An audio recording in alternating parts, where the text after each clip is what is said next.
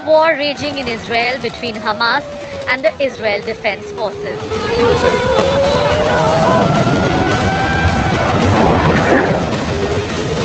And like in all wars, there are others. Some neighbors, some allies who play key roles.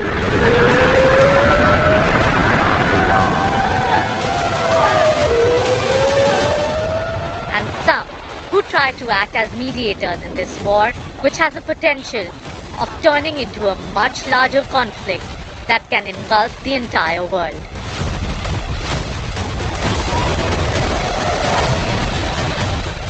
Israel by the Mediterranean Sea is surrounded by Arab League countries. They are at war with Hamas, the militant Palestine Islamist group.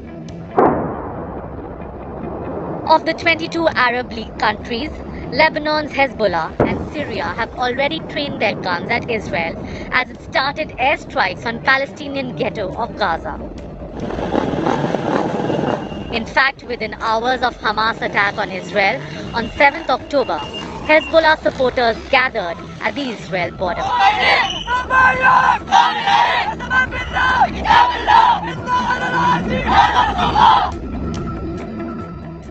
Another key player in the Arab League, the United Arab Emirates, has warned the Assad regime in Syria not to intervene in the Hamas-Israel war or to allow attacks on Israel from Syrian soil.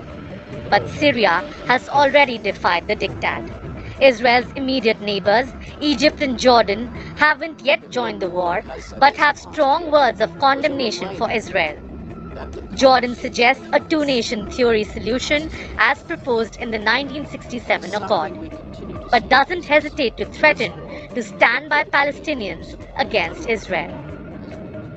وسيظل موقف الأردن ثابتا.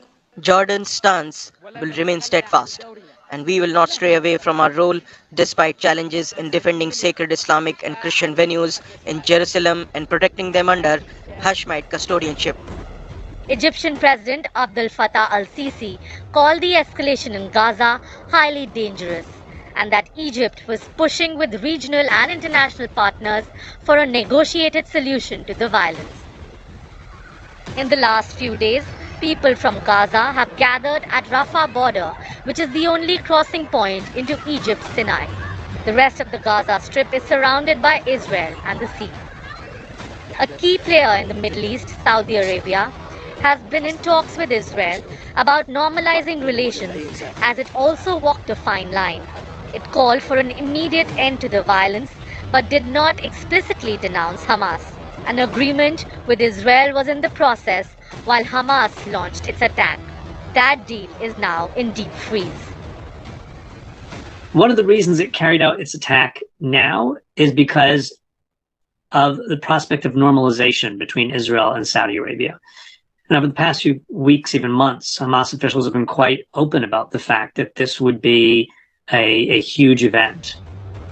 The other key Arab League member, Qatar, has offered to mediate while playing host to Hamas leaders, including its chairman, Ismail Haniyeh.